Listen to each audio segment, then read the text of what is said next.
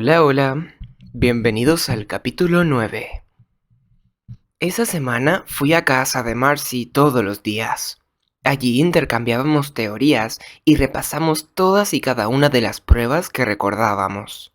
Al principio nos sentábamos en la cocina, pero a Marcy le ponía nerviosa tener a los pequeños tan cerca, y nos fuimos con la charla sobre asesinos en serie y cadáveres descuartizados a la calle.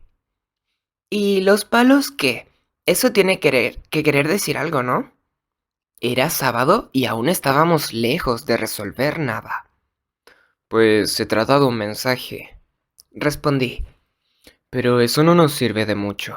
La mayoría de las veces, cuando un asesino en serie deja un mensaje de ese tipo, suele ser del típico estoy aquí y no me vais a atrapar. Aunque sea únicamente para llamar la atención, dijo Marcy, el hecho de que desea hacerlo es una pista bastante buena, ¿no? Claro que sí. No sé si Marcy era psicóloga por naturaleza o si la cuestión era más bien que ella no era una sociópata como yo, pero aquello se le daba cada vez mejor. La sociopatía se define como la falta de empatía. Somos incapaces de identificarnos con otras personas, cosa que significa que en realidad tampoco las comprendemos. Ella no tenía ese impedimento, y por eso encontraba vínculos que a mí no se me hubiesen ocurrido jamás. Los palos son como banderas, dijo pensando en voz alta, para asegurarse de que la gente vea el cadáver. De hecho, uno de los que le clavó al alcalde era en realidad el palo de una bandera. Pero había arrancado la bandera. Apunté. Si se supone que son banderas, ¿por qué habría que desmontarla? Pues era una bandera estadounidense. A lo mejor odia a Estados Unidos. O puede, ¿sabes? O puede que ame al país y no quiere que asociemos la bandera con los asesinatos. Los asesinatos en serie no son asesinatos. Dije pronunciando las palabras antes de poder evitar que se me escaparan. Era una manía personal mía, y por la cara de sorpresa de Marcy, supe que me había malinterpretado. Me refiero a que sí es un asesinato, pero... Pero no solo eso, es como decir que hackear un ordenador es como robar. Lo es, pero posee sus propios motivos y métodos, y eso lo convierte en un tipo distinto de robo, hasta el punto que es necesario considerarlo de otra forma. Bueno, me parece una distinción un poco extraña. Matar a alguien es asesinato, y ya está. Pues así es, repetí, pero es un tipo de asesinato muy específico que hay que estudiar de forma diferente. Todavía me miraba con una expresión extraña, así que intenté cambiar de tema. Mira, no importa. Volvamos a la bandera. Dices que la asesina ama al país y no quiere que se asocie este con matar. Marcy me observó en silencio un momento antes de volver a hablar. Podría ser una protesta contra la guerra. El condado de Clayton me parece un lugar extraño para una protesta contra la guerra. Ya, estoy pensando en voz alta. Pero los palos sí que hacen las veces de bandera y estoy buscando por qué arrancó la de verdad. A lo mejor solo le interesaban los palos. Puede que no quiera que haya nada que nos distraiga de ellos. No lo sé, dije recordando la imagen que había visto en las noticias. Cuando mató al alcalde, colgó unos plásticos de los palos, como si estuviese creando su propia bandera. ¿Y te recordaban a algo? De hecho, parecían alas. Pero era un palo de bandera, y ella colgó la suya propia. Entonces, está sustituyendo a América. O eliminándola de la ecuación. ¿Eliminándola? Bueno, puede que no del todo, dije, pero por lo menos de la escena del crimen. Vamos a ver qué te parece esto. Él o la manita siempre clava palos en la espalda de sus víctimas porque así es como envía un mensaje. En esta ocasión, como estaba en el ayuntamiento, el único palo que encontró era el de una bandera, pero no quería que éste interfiriese en su mensaje. O sea, no tiene que ver con América, sino con otra cosa. Así que tuvo que deshacerse de la bandera para que la gente no lo malinterpretase. Pues eso tiene bastante sentido, dijo Marcy, pero implica que seguramente el mensaje es algo más que un mero estoy aquí. Aquí estabais, dijo la madre de Marcy al tiempo que abría la puerta mosquitera y salía al porche, detrás de donde estábamos nosotros. Marcy y yo estábamos sentados con los pies en los escalones y su madre dejó un plato de pan con mantequilla entre los dos, en el suelo. No lo acabo de sacar del horno ni nada por el estilo, pero he pensado que a lo mejor os apetecía comer algo. La madre de Marcy era grande, no gorda, solo grande, de huesos anchos, y tenía las manos curtidas y llenas de callos, porque constantemente estaba haciendo cosas en el jardín. Era bastante agradable, pero era obvio que Marcy había sacado la hermosura de otra parte. Gracias, dijo Marcy con una amplia sonrisa. Parecía agradecer la interrupción, aunque yo no estaba seguro del todo. Cogió un pedazo de pan. El pan de mi madre es genial, John. Te va a encantar. ¿Tiene cuántos, madre? ¿5 tipos de cereal distintos? Pues la verdad es que son 6, precisó su madre. He añadido otro más esta mañana. Cogí un trozo y lo levanté para inspeccionarlo. Parecía un bloque de comida para pájaros. Vaya, dije. No sabía que se podían meter tantos cereales en una hogaza de pan. No quiero interrumpiros, dijo su madre antes de abrir la puerta y volver hacia adentro. Solamente quería traeros un tentempié. Que os divirtáis. Que os divirtáis, dijo Marcy entre risas. ¿Cree que estamos aquí fuera hablando de nuestros grupos favoritos o algo así? Tendí la mano hacia ella con el pedazo de pan. ¿De verdad os coméis esto? Ella se rió. Por supuesto, ¿qué quieres que hagamos con él si no? No sé, colgarlo de algún árbol y dar de comer a todos los pájaros del vecindario. Es muy saludable, dijo con un tono de voz que significaba que sabía exactamente lo tonta que sonaba esa palabra, pero después le dio otro mordisco. Era obvio que a ella le gustaba. Le di un bocado. Era áspero y corrioso. Intenté decir algo, pero estaba tardando tanto en masticarlo que era incapaz de formar ninguna palabra. Mi madre lleva años perfeccionando la receta, dijo Marcy. Tendrías que haberlo probado al principio. Eso sí que era algo industrial. Finalmente conseguí tragar y agité la cabeza con incredulidad. Madre mía, es como una barrita de cereal con mantequilla.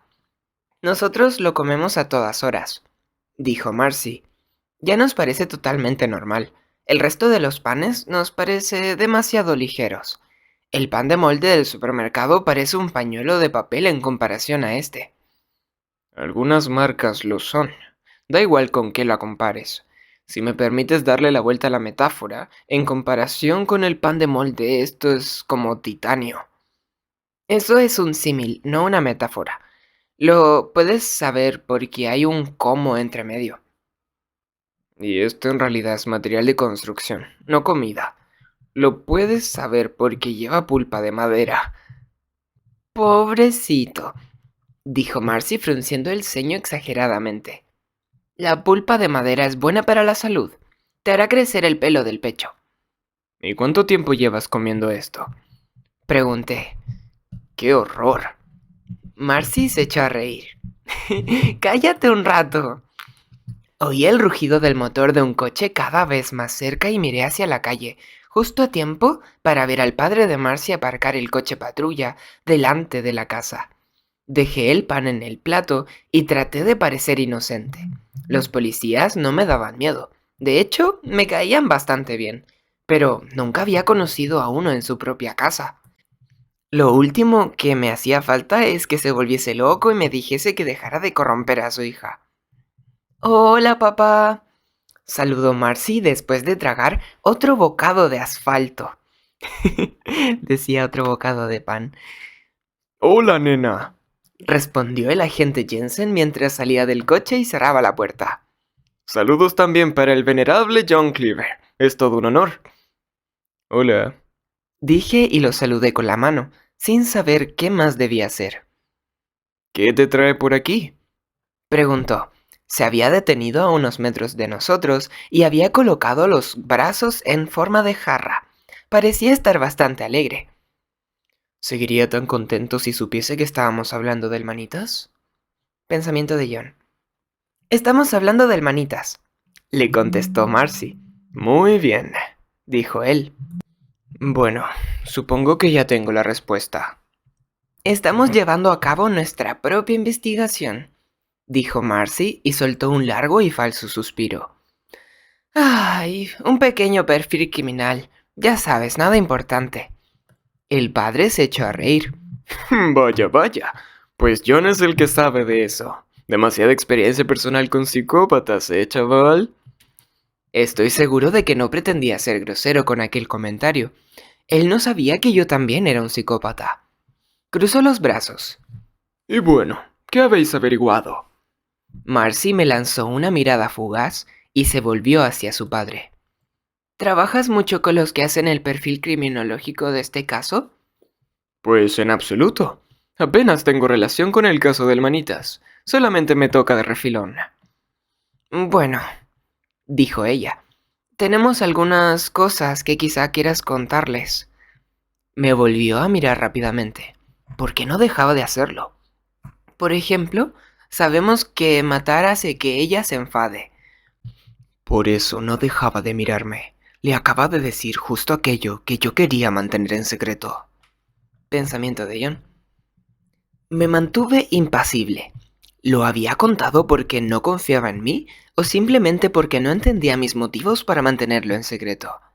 Tampoco es que pudiese contarle mi plan, que podíamos encontrar a la asesina nosotros mismos y que después yo mismo iría por ella. Tener a la policía y al FBI corriendo de un lado a otro y siguiendo las mismas pistas me iba a dificultar mucho las cosas. ¿Ella? Preguntó el agente Jensen. ¿Creéis que se trata de una mujer? Oh, no, lo va a confesar todo. Pensamiento de John. Sí, eso también, asintió Marcy. Estamos bastante seguros de que lo es. Una mujer que se enfada cuando mata, pero sigue haciéndolo igualmente, dijo él. Vaya, interesante. Sonrió ligeramente, solo con las comisuras de la boca, y volvió a hablar. ¿Y qué habéis deducido respecto de las manos? La sonrisa quería decir algo, significaba que sabía algo. Tenían alguna prueba sobre las manos que aún no habían revelado, o más probable, que acababa de llegar. Si fuese un secreto, no lo habría ni mencionado. Sin embargo, ¿iba a compartirlo con nosotros? Tenía que formular mis preguntas con mucho cuidado. Pero, ¿qué podía decir cuando la única respuesta verdadera era que la asesina es un demonio que utiliza las manos y lenguas, que roba para algún fin sobrenatural que aún desconocemos? Hablé lentamente y con precaución. La asesina les quita las manos y la lengua con mucho cuidado, de manera prácticamente quirúrgica. Seguramente lo hace después del ataque de rabia que se produce después de matar, porque es obvio que cuando lo hace está muy tranquila. Corta las manos con un hacha pequeña, con un único golpe para cada una, y la lengua con alguna especie de bisturí, creo. ¿Y qué hace él o ella? Lo que prefieras con todo eso. Casi todos los asesinos en serie guardan recuerdos sobre sus asesinatos. Dije procurando inventarme una mentira plausible. Porque les gusta rememorarlos. Meses después pueden sacar una joya o un carnet de conducir y revivir el crimen. Los trozos de cuerpos no duran tanto, especialmente los tejidos más blandos como una lengua, así que, estadísticamente hablando, es más probable que se los vaya a comer. ¡Qué asco!, dijo Marcy. Estaba seguro de que no era el caso. Si el demonio simplemente buscaba comida, no tendría necesidad de andarse con tanto cuidado. Tenía que existir alguna otra intención. Pero si le daba al agente Jensen una respuesta falsa, le estaba ofreciendo la oportunidad de corregirme, y la reacción humana normal sería aprovecharla y mostrar así lo que uno sabía. Tenía esperanzas de que eso funcionase. Es la única explicación que tiene precedentes importantes, dije. Jeffrey Dahmer, Ed Gein, Albert Fish. Los que se llevan partes del cuerpo normalmente son caníbales. Normalmente, hay casos de los que no sabemos demasiado, como Charles Albrecht. En su caso, nadie llegó a averiguar qué hacía con las partes del cuerpo que llevaba. ¿Y qué les robaba?, preguntó Marcy. Los ojos. Sabía que no tenía que haberlo preguntado. Bleh, ¡qué asco! El agente Jensen había dejado de sonreír, pero tampoco fruncía el ceño. Tenía una expresión neutra, con las comisuras de la boca hacia abajo. No estaba enfadado, sino siendo profesional. Sin darme cuenta, me había metido en el modo conferencia y él estaba a punto de morder el anzuelo. ¿Crees que se come las manos y la lengua?, preguntó. Me parece probable, dije y lo observé con atención. ¿Y si te digo que no es así? Perfecto. Pensamiento de Ian. Era tal como yo creía. Habían hallado nuevas pruebas. Tener una amiga relacionada con la policía era alucinante. ¿Qué han averiguado?, pregunté. Bajó la voz. Esta mañana hemos recibido una llamada. 2 excursionistas han encontrado una hoguera junto al lago. El fuego aún ardía. Llegaron justo a tiempo de oír que alguien echaba a correr entre los árboles en dirección a la carretera. Unos segundos después, oyeron el motor de un coche como se alejaba. No les pareció raro hasta que notaron que del fuego venía olor a carne, y la tocaron con un palo. Bajó la mirada a la acera. Era una de las manos del alcalde. No, pensé. Eso no tiene ningún sentido. Debe de guardar las manos por algún motivo especial. ¿De qué sirve guardarlas? ¿Y después destruirlas a la primera de cambio? Entonces las estaba cocinando para comérselas, dijo Marcy. Lo que John decía. Si les gusta la carne pero muy hecha, sí, respondió su padre. No las tenía en una parrilla ni ensartadas en un palo. Estaban dentro del fuego, debajo de los troncos. Mis años de piromanía me habían enseñado que la zona del centro, debajo de los troncos, era la parte más caliente de una hoguera. Ahí era desde donde absorbía oxígeno nuevo y quemaba como una caldera. Cualquier cosa en aquel punto quedaba calcinada. Pero, ¿por qué? ¿De qué le servía al demonio quemar las manos? ¿Para destruir pruebas? ¿Acaso había alguien a punto de descubrirlas? Pero si era capaz de absorberlas o de desintegrarlas igual que hacía Crowley, entonces no necesitaría quemarlas. No me lo podía creer. Tenía que ser otra cosa. Esas manos no tenían nada que ver. Eran de otro ataque que no estaba relacionado. Es imposible que hayan identificado las manos con tanta rapidez, dije. Las huellas dactilares estarán inteligibles y no han tenido tiempo de hacer una prueba de ADN. El agente Jensen me sonrió de manera forzada. Levantó la mano y se dio un golpecito con el dedo en el hueso de la muñeca.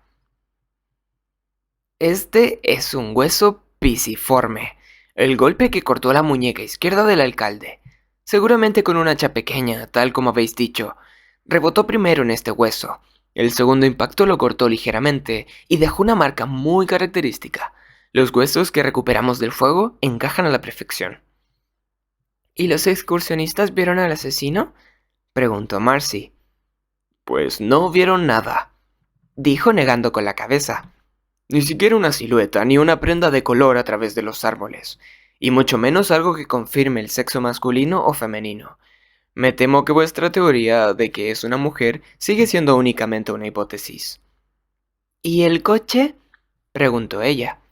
Tampoco vieron nada, pero aún estamos interrogando a toda persona que encontremos que haya estado hoy junto al lago. Alguien podría haberlos visto, así que quizá consigamos una descripción. No, esto no puede ser. No cuadra con nada de las cosas que creía saber sobre el asesino. ¿Por qué necesita un demonio quemar pruebas? ¿Para qué iba una asesina iba a guardar las manos con tanto cuidado para luego destruirlas? ¿Qué indica eso? ¿Más rabia o más control? ¿Planifica más o menos lo que creíamos? No tiene sentido. ¿Y la lengua?, pregunté. ¿La han encontrado? Asintió. Además de las manos, había una especie de masa calcinada que seguramente era carne, y podría tratarse de la lengua, pero aún no tenemos modo de confirmarlo. Lo tienen los federales, ya veremos qué averiguan. La lengua también, así que se trata del mismo asesino. Me rebané los sesos buscando una explicación, pero fue en vano. ¿Qué era lo que se me estaba escapando? Necesitábamos otra víctima, y si queríamos encontrar la siguiente pieza del rompecabezas, tenía que ser pronto. John, ¿te encuentras bien? Levanté la mirada y vi a Marcy, que me miraba con el rostro distorsionado por el ceño fruncido. Estaba preocupada. ¿Tan mal me veía yo? Seguramente es un poco aprensivo, dijo su padre, pero Marcy soltó una risotada burlona. John es la persona menos aprensiva del mundo, respondió ella. Es a mí a quien le dan asco las cosas. A él solo le molesta que se le escapen los malos, supongo. Me miró a los ojos. No lo vamos a conseguir, ¿verdad? ¿El qué? Preguntó su padre. Queríamos predecir la siguiente víctima, dijo, para que intentéis avisarles. Pero solamente quedan unos días y tus pruebas lo cambian todo. Tendremos que volver a empezar. Ya estaba molesto por haberme equivocado y ella creía que estaba preocupado por la víctima que no íbamos a poder salvar. Yo estaba desesperado porque hubiese otro asesinato y ella solo pensaba cosas positivas de mí. Igual que Brooke, hasta que supo la verdad. Yo era un asesino. Cuando llamé a nadie, sabía que ella iba a matar a más gente y estaba dispuesto a aceptarlo porque era la única forma de localizarla. Yo seguía el rastro de cuerpos, como si fuesen huellas de sangre, y cuando llegaba al final, producía otro cadáver más. Ya había matado a 2 hombres, 2 demonios, pero tras de mí había dejado una estela de muchos más cuerpos. ¿Cuántos habían sido asesinados para que yo pudiese fingir ser un salvador? ¿Era acaso un salvador o simplemente un asesino más? ¿Te encuentras bien?, preguntó el agente Jensen. Levanté la mirada, me encogí de hombros y asentí. Sí, no pasa nada. Seguramente es culpa del pan de mamá, dijo Marcy, riéndose con un poco de entusiasmo. El de hoy tiene 6 cereales. 6, dijo y soltó un silbido. No me extraña que tengas esa cara, amigo. Yo no tolero más de 4, pero ni te atrevas a decirle que te lo he confesado. Subió las escaleras del porche pasando entre los dos y se dirigió hacia la puerta. Ya la estaba abriendo cuando Marcy lo llamó. Papá! Dime, nena. Marcy me levantó. Marcy me lanzó otra mirada breve, pero diferente de las anteriores. Esas habían sido de vergüenza, pues sabía que iba a revelar nuestro secreto, pero esta era más inquisitiva, más inquieta. Volvió a mirar a su padre. ¿Has avanzado algo con lo del profesor? ¿Aquello que te conté? Lo del señor Coleman. Sí, el que me mira como viejo verde. Así que al final se lo ha contado a alguien. Bien hecho. Pensamiento de John. Claro que sí, cielo. Pensaba que te habrías enterado. ¿De qué?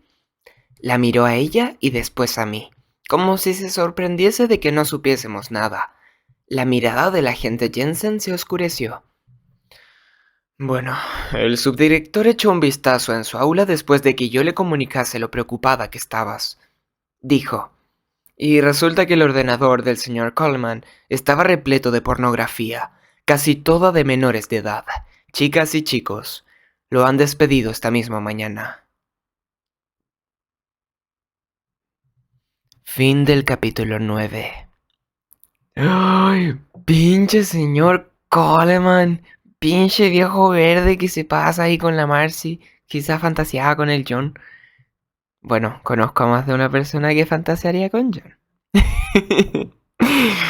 Ya, adiosito. Nos vemos en el siguiente capítulo. Adiosito.